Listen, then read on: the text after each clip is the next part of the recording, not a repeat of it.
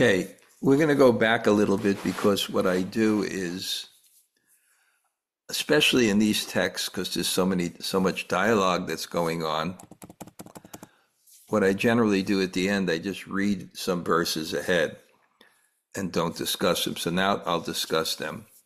So text 113 of book 6, of book 1, chapter 6. Om Namo Bhagavate Vasudevaya. Om Namo Bhagavate Vasudevaya. Om Namo Bhagavate Vasudevaya. Śrī Parīkṣit uvāca. śrīmad-gopāla-devas. chrutvā sambhrānti-yantritaḥ. jātāntas-tāpataḥ. śuṣyan. mukhābjaḥ. śaṅkayākulaḥ.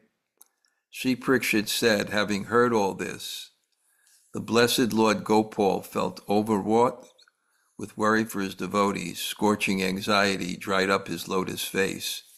He was filled with dread.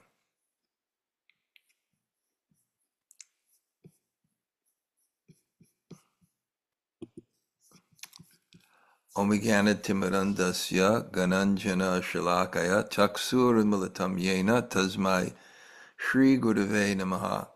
Shri Chaitanya Manobhishtam Stapitam Yena Bhutale Shayam Rupa Kadamayam Dadati Sapadantikam Vanchakalpa Tarubhyascha Kripa Sindhu Bhayevacha Patitanam Pavanebhyo Vaishnavebhyo Namo Namah. Shri Krishna Chaitanya Prabhu Nityananda Sri Advaita Gadadhar Shivas Adi Gaur Bhaktavrinda. Hare Krishna, Krishna Krishna, Hare Hare, Hare Rama, Rama Rama, Hare Hare. So, I think we could really get into the verse, and because we've discussed this many times, but this dialogue went on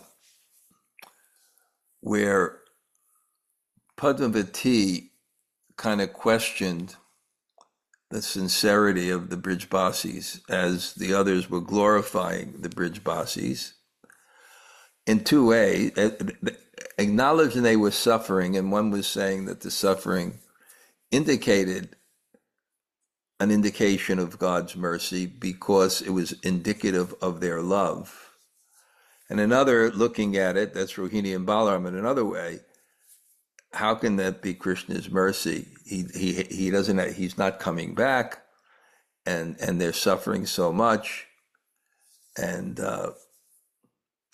then it becomes very confusing because Krishna's he's condemns himself for not coming back, but you could see how much he's suffering because he's not coming back, and he's going to write a letter, and then Uddhava just really paradukha dukhi, he suffers for the suffering of others, so he's empathetic to the Bṛhad-bhāgavatāmṛtas, he's feeling their pain. And already 3 times, Krishna, first Nanda Maharaj convinced them that they were near death with the red lac of your lotus feet. Please cure this servant near dead by the snake bite of separation for you. That's prayers by Rati Manjari to Srimati Radharani. Near dead by separation. Govinda Varahena Me. So and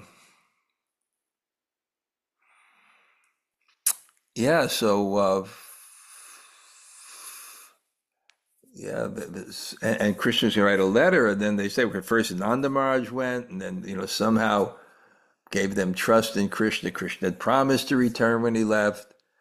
Then Uddhava was sent there with a message and had to spend months. And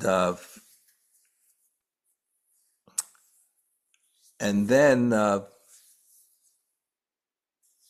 Padmavati, somehow in the glorification of the Bṛhad-bhāgavatāmṛtas, she criticizes them we mentioned almost as they're engaging Krishna, exploiting him, and just sending him out to do their work. And then Rohini counters that by just explaining that how deep the devotion is of these Bṛhad-bhāsis, that they're sorry that Krishna killed the Kali serpent because it would have been a great way to commit suicide. Even when Krishna was in the coils of the serpents, we know what the gopis' hearts were. Their hearts were, you are my life, and without you I have no life. Govinda Varahena me. In your absence, the whole world becomes vacant. It's the ultimate depression. Your only value in life is God, and he's not there, and therefore there's no value in your life. Somehow all these emotions, and somehow or other, it's Sanatana Goswami's job to kind of clarify all this by this incredible narrative. So Rohini is just explaining how the Bṛhad-bhāsis are so distressed in his absence, and not only the Bṛhad-bhāsis, but the Jamuna will dry up. The leaves on the trees are withering. So there's this incredible description of that energy of love between fully manifest Akila Rasamrita Murti Krishna and his devotees, fully manifest, and it's described by what it would be like in his absence. So Krishna's already up and he's listening to this, and the blessed Lord Krishna, śrīmad-gopāla-devas, having heard this, he felt we did this. I remember he was brought under his concern, and the scorching anxiety dried up his face. Okay. He glanced at the face of Baladev, who knew all the tidings of Vraja, both past and present, and saw that it was covered by tears. So he witnessed Krishna's pastimes, and then Krishna sees Baladev, and it strikes his heart even more. Baladev, the son of Rohini, was unable to keep his composure, remembering Vraja and understanding his brother's mood. He began crying without control, but then he managed to speak distinctly. So we discussed this before, so I'll go these quickly. But they're overwhelmed. In rasa, rasa means the highest. It means emotion to its highest degree. So this is the ultimate emotion, the ultimate emotion which comes from God's Sarup Shakti, his internal potency. And it gives God pleasure, but those emotions, he begins crying without control. And the Baladev said, then why speak only about the cows, dear Krishna? All the animals are your beloved friends, and so also the birds and the trees like the Bandira and Kandama. All, the grass, the creepers, the lush bushes have all dedicated their lives to you. Now they're all wasting away, and so too are the rivers and mountains. So this is called Vipralambhabhav. It's a special type of separation, I believe, of the intimacy of the relationship of the Bṛhad-bhāsis. The reason why that type of love is considered the highest, it's the most intense, because it's spontaneous. It's not, I've mentioned this times, all love is perfect in Vaikuntha. But that flavor of love that one enjoys in reverence is accompanied by fear love. A mother has fear love of her child. It's accompanied by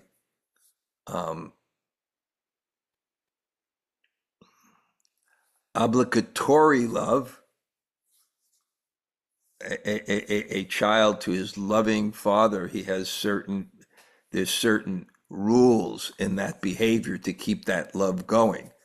In fact, if you try to be spontaneous, and I always tell that story, I don't know why I remember it so many times, that my father, loved my father, wonderful man. He was a little bit formal in the confines as somebody born in Brooklyn can be.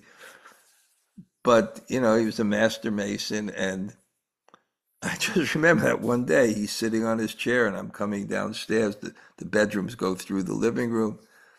And I said, "How you doing, Wally?" And he just looked at me and said, "I'm not your friend. I'm your father." That's rasa bas. Rasa bas means that the rasa, or the love, doesn't come to its full fruition because there's inappropriateness in it. And certainly inappropriateness of action. So that fear, that obligation, that duty, that distance, it's part of nourishing that love, not restricting that love, but at the same time, because that love is somewhat tempered, it's not as powerful as friendship or parental love, the parents for the child, or motherly love, or conjugal love. And to be separated from that is even more intense. You may lose your boss. That can be very crushing. The good boss. You could lose your friend, the very deep friend. That can be very crushing. If you want to see deep, suck your ass, read the book Salted Bread about this friendship of two devotees in Russia. It's just unbelievable.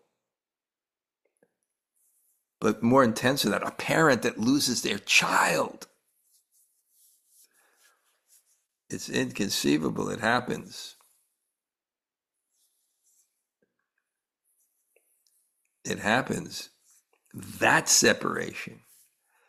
But a fully intense, functional, conjugal relationship, and losing your lover, it's intense. So this is that kind of separation, but it's not that, but just all the animals and they have a kind of a spontaneous relationship themselves. The cows in motherly love, sometimes the Jamuna in conjugal love as it flows, the flowers at Krishna's lotus feet. Some of the people, dear brother, live only on the hope your promises are true. Better not you not ask them to hear more news than this. Don't give them. I'm coming back. Don't worry.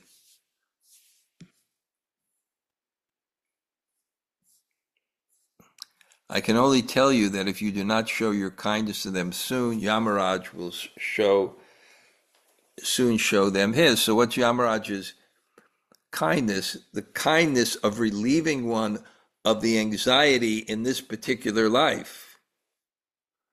Sometimes death is a real kindness. Some people just have such karmic bodies that are just filled with suffering that the kindness is getting a new one, even though we become attached to this body and others become attached, but it's a certain kindness. It's a certain kindness. Because the body is not the self. So the self continues with a better model. I made that, I'm just watching it. Every day I'm hearing about, practically a few times a week, I'm hearing about some god sister or god brother that's passed away or had passed away that I didn't know about it. I'm about the middle age. There's quite a few, a lot older too. what to speak of that, now's the time where people start going. And not only that, but the body starts not working. The two people I know have incredible urinary infections, and there's no antibiotics to get rid of it. There's only one you have to take for 30 days, and it's just different parts of the body start functioning. So sometimes that's kindness. When you see a person suffering, and I did that in Vrindavan when people would leave their body, you kind of lament in one sense for their condition. It seems so because you're still attached to the body. You project it. You project it that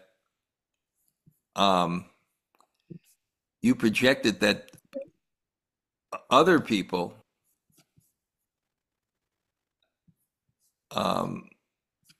that's the tragedy. You project it that's the tragedy. So and then the person dies, and you start suffering. But then you think of the person who served Krishna, who dedicated his life for Krishna, and they leave in Vrindavan. They seem to. You're the one that's suffering. You're separated from that person, and you're still in this miserable material world. It's just the stars move and you get your karma. It's all to make you detach from this world and have that dependence where you can have love for God, where you can embrace your ontological position as part of something greater than yourself. As hard as that for the ego to accept that God's mercy is not that that God's mercy is that I'm not the center of the universe. But this ontological position of dependence, a part of something. And to bring us to that, God has to take away, as Prabhupada said, our material protective agents so that we can actually have the heart to approach God. That you rid Kaliya's lake of its poison, okay, is only great in their misery, and please here are still other reasons for their sorrow. In Bṛhad, the river Jamuna has dried up, so she hardly has any water, and Govardhan, who when you held him up touched heaven, has now become short. So this is the emotional constitution of reality that facilitates drama and love. Otherwise, it's Nirvishesh Brahman. Or I guess it's Vaikuntha. But this is Braj. We don't come for bhakti for peacefulness. We come for love.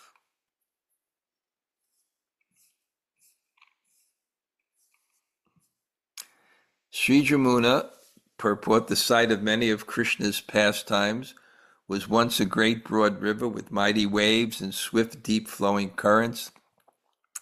Now, in pain over Krishna's absence, she has become just a trickle, diminished to almost nothing. When I came to Vrindavan, the Jamuna River was close to the Parikram path, and it was flowing.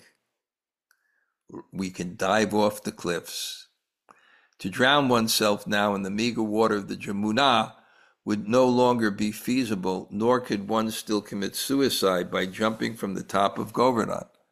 Not long before, Govardhan's height had been formidable as testified in Harivamsa. When Krishna lifted Govardhan, its peaks waved back and forth, the trees upon it trembled, and its inaccessibly high peaks reached outer space. Vidyadharas, Udagas, Kandharvas, Apsaras complained on all sides that this hill was bumping into their wings. But when Krishna left for Mathura, Govardhan began sinking into the earth out of disappointment, and hunks of its peak fell off and tumbled down its side. You can see that today. The devotees who relish the nectar of your names cannot die of starvation.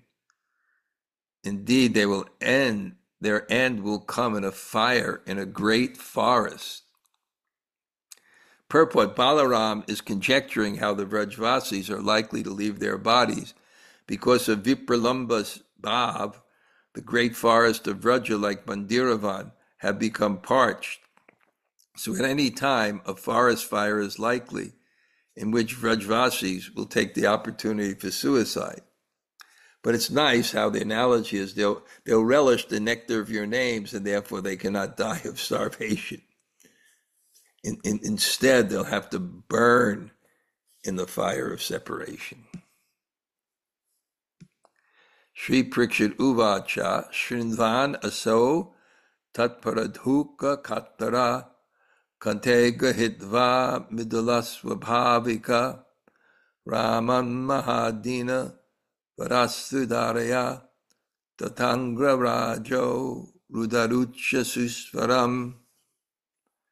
Śrī Parīkṣit said, having heard this, Krishna, who is gentle by nature and tormented by the suffering of others, grasped Balaram by the neck and shed a flood of tears like a person whose life is in ruin.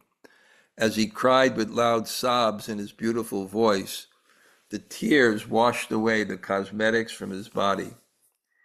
Krishna is so kind-hearted that he is sorry even when his enemies are in pain. His emotions were not a false show, but a true indication of his concern for his devotees. So get the image. Krishna heard this, who's gentle by nature and tormented by the suffering of others. He grasped Balaram by the neck and shed a flood of tears like a person whose life is in ruin. As he cried, loud sobs in his beautiful voice, the tears washed away the cosmetics of his body. So now we're seeing Krishna's suffering as an indication of his love for the Bṛhad-bhāgavatāmṛta. Rasa vaisaha Bṛhad-bhāgavatāmṛta rasamalayam muhurmaho is all rasa. And we should pray for a drop. We should pray for a drop of these transcendental feelings.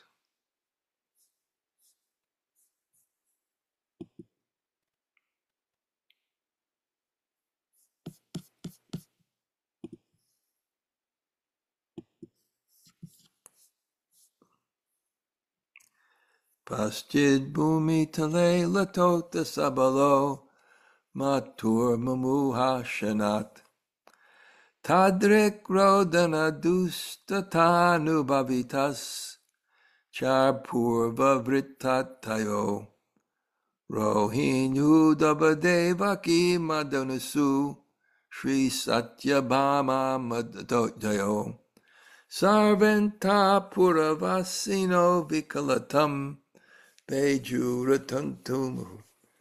Imagine this, Sanatana Goswami. I just read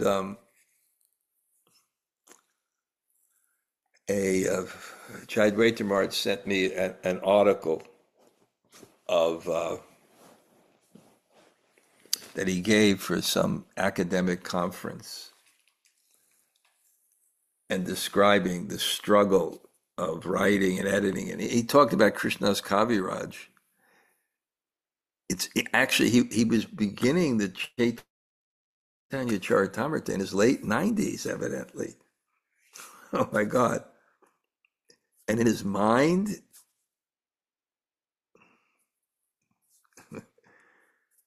you know what people's minds are in their late 70s and 80s. You just have to look at what the elections in America are. He's like 15 years older than them. And such mind. Krishna Das Kaviraj Rasika Bhaktamaj, the chief. And he's composing in his mind. And he has to find words and rhymes and It has to fit, and there's such deep metaphors, and it has to keep in the story. Dear mother, he and Balaram then rolled on the ground and for a moment lost consciousness. Seeing the two lords crying in this unprecedented, lamentable state, all the residents of the inner palace lost control of themselves. Rohini, Uddhava, Devaki, Rukmini, Satyabhama, and all the rest, they all lost control and sobbed again and again.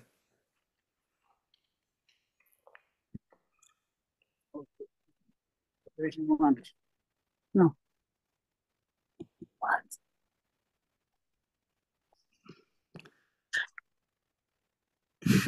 Anta purato para kalitama krandam maharta swayar.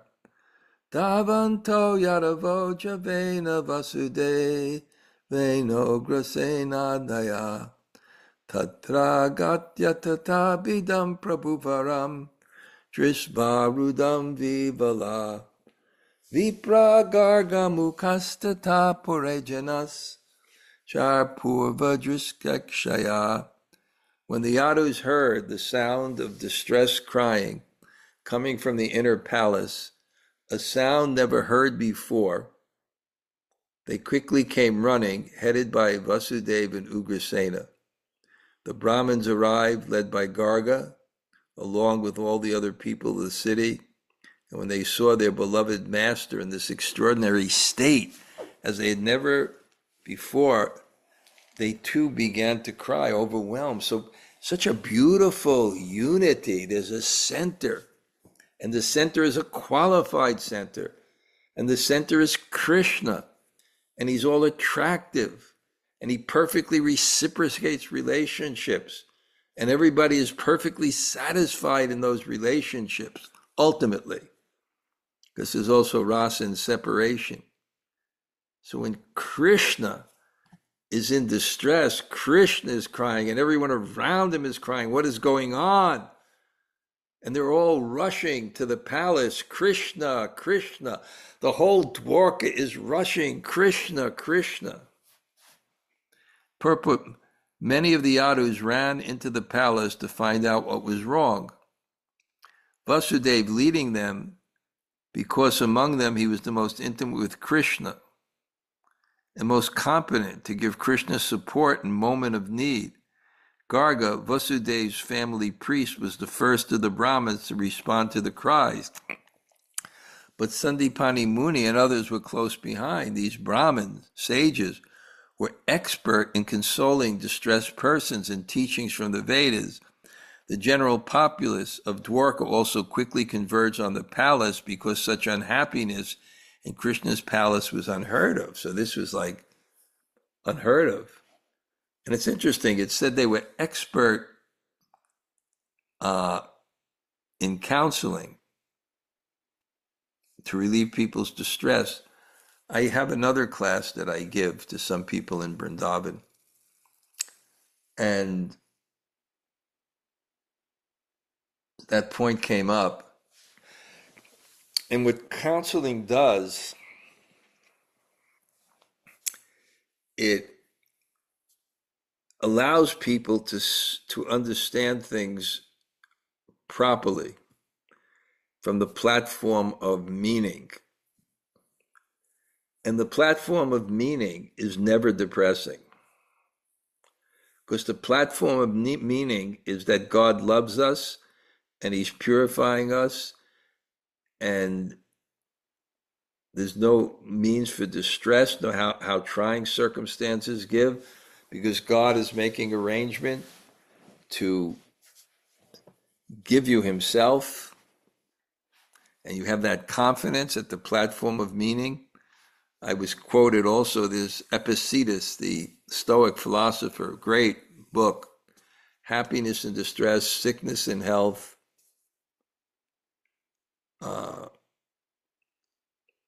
happiness and distress, sickness and health, praise and slander, they all come from God. So why should we care?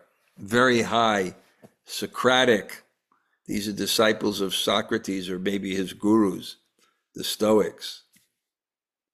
Socrates, he's fearlessly, he's condemned to die for political reasons, and he just addresses the assembly. It's called the apology. He says, if you think you can harm me, you cannot harm me, you can only harm yourself. The platform of meaning. What is bad is not in the environment, it's in your own consciousness. It's the things we do that degrade our consciousness and bring us further to God. So Socrates could comfortably say to them, if you think you can harm me, you won't harm me. Because you're acting improperly and you'll degrade your consciousness. And you won't harm me because I'll see whatever you do is coming from God. And I'll say, sadhu mene. Sadhu, I think this is good. Like Maharaj Parikshit when he's cursed. I think this is good. It will detach me from the world. It will relieve my family of their burden, and I'll be free from the offense that I committed. Sadhu mene, I think it is good. Very high consciousness.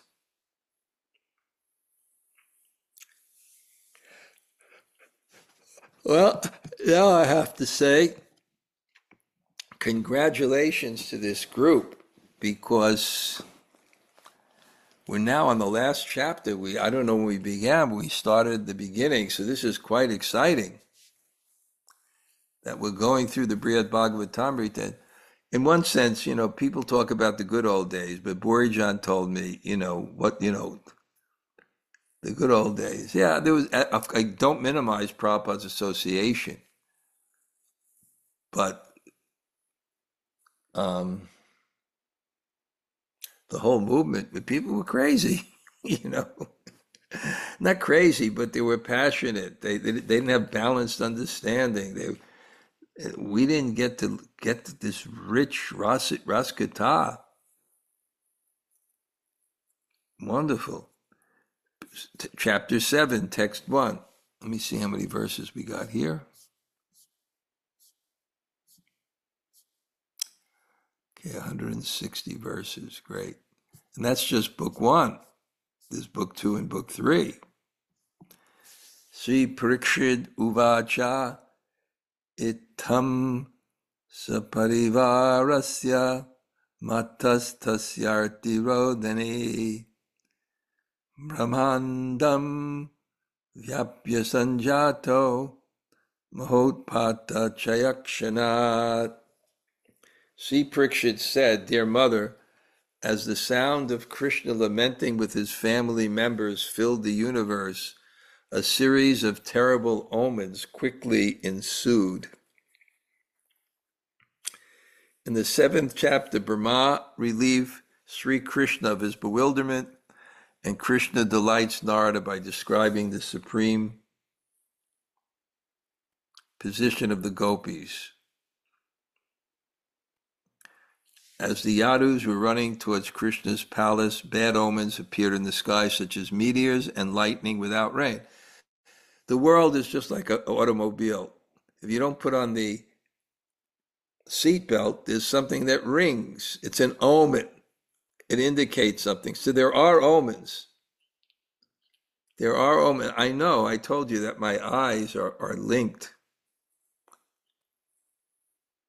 When my left eye used to twitch, I knew that I was the subject of gossip. I knew. And somehow or other, I don't know. I told you I changed periods. It's like my right eye is constantly, so it's the opposite. So somehow, but we're free from everything comes to bring us closer to Krishna. When you come to Krishna, your chart changes because there's a different value system ascribed to it. So there's omens. There's omens.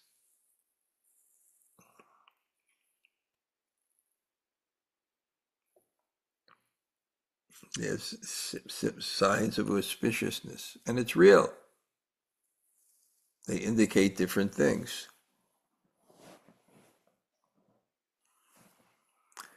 someone described in that regard. One omens is when you leave someplace. If you see a Brahmin with some books, it's auspicious. As someone said, the devotees at the airport were creating auspiciousness for so many people. Tatranya bodhaka bhavat swayam akach chatur mukha prito veda paranadya parivairai surayapi. Because four-headed Brahma could find no one else to explain the cause of these omens, he came to see for himself, accompanied by the Vedas, the Puranas, his personal attendants, and various demigods. Purport: Brahma is indeed a learned person. In fact, his chosen advisors are the Vedas and Puranas, who stay in his court, always ready to offer their counsel.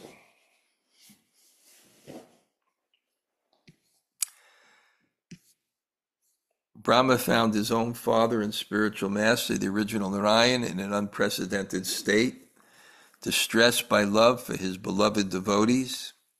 Seeing the Lord thus boldly revealing his true greatness, normally hidden, Brahma was astonished. For a moment, he too lost his gravity and began to cry. What is a person's greatness? It's their love, and it's not always shown. Like I was giving a class from Vrindavan, a few people that I give. And there's one man there I know. And I'm very close with him. And his mother-in-law got cancer and had to come to Vrindavan to die. And she was a great lady. And so he was with his wife. And it was kind of COVID time too. It was hard. And then when he's got there, imagine this, the mother is taking care, the daughter is taking care of his mother as she's dying from cancer at her bedside. Then she gets a message that they found out that her daughter has cancer. Beautiful daughter, just I think 8 or 9 years old, had cancer. And I was there. You can imagine the tension of the mother. And then somehow or other, in long treatment, they thought she was going to die. And there's different people that they diagnose things, but somehow she recovered. And the father it can't really go back to Russia because then he'd get drafted into the army. It's a whole complicated thing. But I gave the example. Then his family came and met him in India for a couple of months in Goa or Gokarna someplace. And I mentioned, Mukunda, how did you feel when your daughter came? Your father came out. We don't see that with you. But that side came out of you, the father of your daughter. So who we are, I've explained this so many times, is an internal thing. So we're going to see this, that Krishna, who has kept that love of the gopis hidden in his heart when he's in Dwarka, it starts to manifest. And it's his true greatness. Sat Chat Makaram, he's astonished, Lord Brahma. And he who's come as the sober creator of the universe, who's come to like soberly solve this problem of Krishna in distress and everybody crying and thing, then seeing him, then Dharya, he lost his Twasta Dharya, he lost his gravity for a moment. Shanam. And then he cried.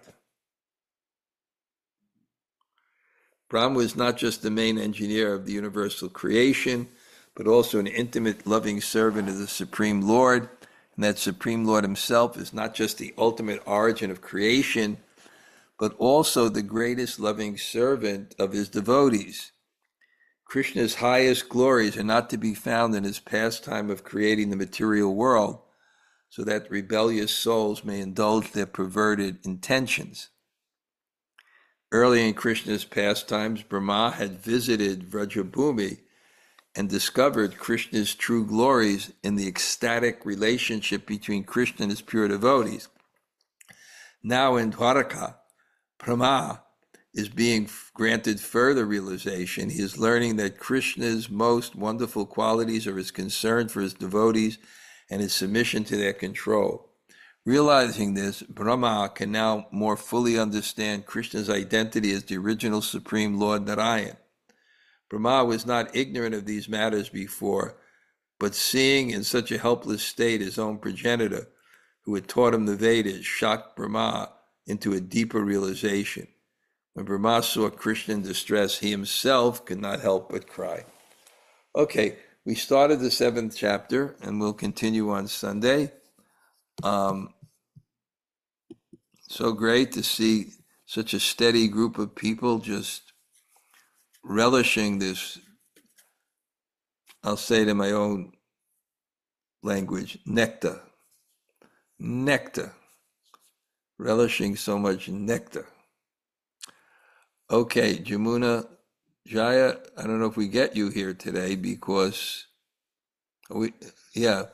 she's traveling and preaching in South America. She's now Parivrajacharya.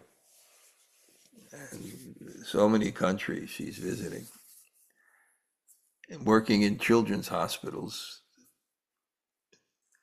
Yeah. She gives us joy, so you can imagine children in hospitals, and she comes, and how much joy Jamuna Jaya gives to everyone. Gail, are Hare you there? Krishna. Yeah, Hare Krishna Maharaj. Yeah, what struck me today is, can you hear me okay? Because I'm outside, a lot of traffic. A little, I can hear. I'll try. Go ahead. Oh, okay, let me stop. So, Yeah, so, when I think it was when you were discussing Stoicism, right? yes. And it might have been then, but anyway, what caught my attention is that, how regardless of what happens, they don't get depressed by it. They don't react passionately, whatever, and it just reminded me of a very, oh my God, it was a verse that spoke my heart from the Bible, very, very directly prior to my coming into Krishna consciousness.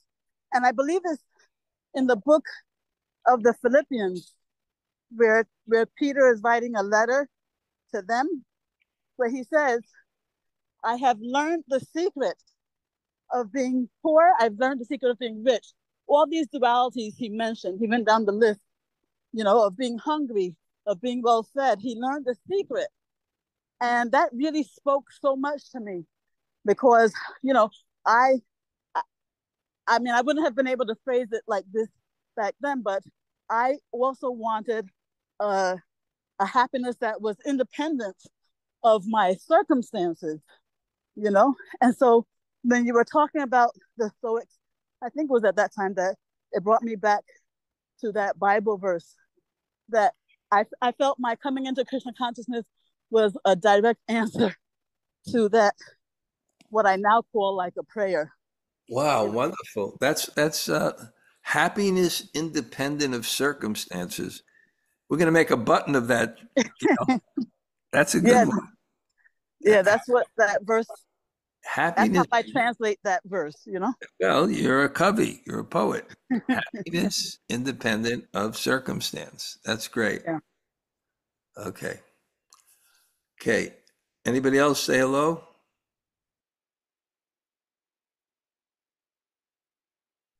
Hare Krishna Guru Maharaj, Tota Gopinath here. Great to hear from you. As Haribo. always. Haribo. Haribo. I'm going to coordinate with you my getting to the airport for going to Russia. My visa Okay. didn't, so we'll talk about that. We'll figure it out. Sure. Hemalata Radha. Haribo. Maharaj, Nice to see you, good Maharaj. to see you. Thank you so much for class. Thank you, Maharaj. Love the steadiness. I love that you're hearing regularly. That's the process. That's how it works. It's not like Gail says, our happiness has to be independent of our circumstances, and we have to develop this consciousness and love for Krishna. So, okay, so good. Nice to see you. Any reflections on the class? Any point? Hare Krishna Maharaj. This is Nityangi. Wow, great to see you, Nityangi. I gave class yesterday to Siddheshwari's Thank you, group. Maharaj. Yeah. Wow, I Okay. didn't know, but I'm very happy I can come to your class again. Thank you. Are you in the island of Kish? Yes, yes, Maharaj. And I think, did last year you didn't come to India? No, no, no. Because of my Guru Maharaj Vyasa Puja, I go to Germany. Okay. This year you'll come or not? No? Yes, yes, with my heart. Yes, I'm trying to come, Maharaj. Okay. Okay, let me know in advance because the Iranian room is there. Okay. Okay, Okay. okay, Anybody thank else, you, Maharaj. Thank you. anybody else like to say hello? Hare Krishna Maharaj. Oh, go ahead. Okay. Hare Krishna Maharaj. Thanks Wow. for class. Okay. Thanks, class. You know, Bṛhad all signed up for that retreat with people outside coming. Uh-huh. There's over 35 people. Wow, that's great. Can't wait. Yeah. Lal's making his lasagna. Oh my God. We're going to have a truck for him when I say 35 people. Well, I'll speak to Sri Rupa, so he'll. In India, I had the most expert cook. It even blew Tamal Krishna Maharaj's mind, actually. I had the Bengali cook. It was on Ekadasi. He'd make sweet rice with little grains of potatoes that were fried. Wow. And it'd come to a feast, and he'd have this little bucket. I said, but they knew how many preparations and how much to serve. It's good in New Jersey because we feed the devotees and we feed the families for the rest of the week. So, okay. Okay, good. Haribo. Haribo. Anybody else say hello? Hare Krishna Hare Maharaj. Krishna, Yvette. Yvette? Okay. Hare Krishna. Hare Krishna. I liked your Tuesday tattva. I listened to it this morning. Oh. And, like how you said that guy in need invoked your mercy towards him.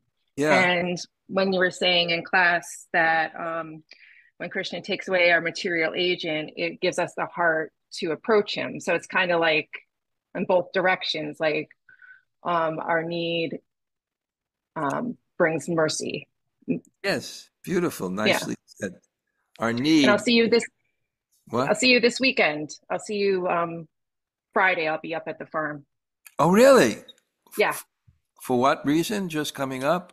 There's a teacher training happening there, and I'm assisting Bobby with kind of just keeping an eye on managing things. Is Bobby going to be here? Yes, me and Bobby. Oh. Mm-hmm. Oh, great. Yes. Okay. Haribo. Haribo. Okay. Anybody else like to say hello? Hare Krishna Gurudev. Thank you very much for the class. Sundari. I know. Yes. Yeah. Okay, Thank great. you very much. I'm sure we'll see you in India soon too, sometime. Okay. Yes, I hope so. Thank you very much. Haribo. Haribo. Hare Krishna. Anybody else say hello? Hare Krishna Maharaj, this is Krishna-katha. Thank you so much for the class.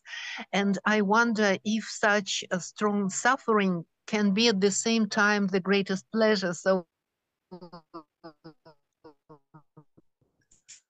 The reception is not it's difficult for me to hear you.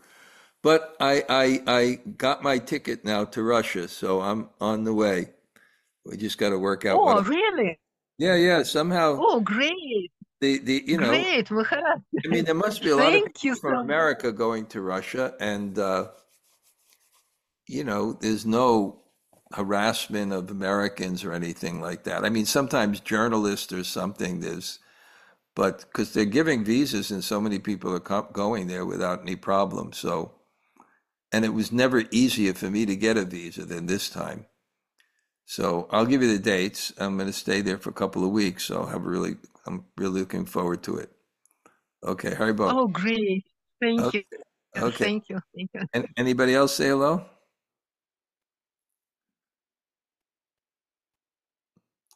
Okay, I'm just looking down. Maharaj, yeah, you're looking on this, but I just have to tell you that I neglected to tell you that this subject of Stoicism is a super soul experience, because can you believe less than 24 hours before this class, an article about Stoicism came into my email box. And so I was reading up on it just yesterday. Anyway, I have to tell you that. I think you'd like this book that Mahamuni sent me. Epictetus, Epictetus. Epictetus. Okay. It's jam-packed with like just the realization. Basically, they were Gyanis. They lived the life of Gyan. They can become detached because they cultivated knowledge. Anyway, I'm looking at the list of all the people that are coming, and I'm so grateful to every single person that's on the class. Okay, Vanchakalpatarubhyascha, Kripa Sindhu,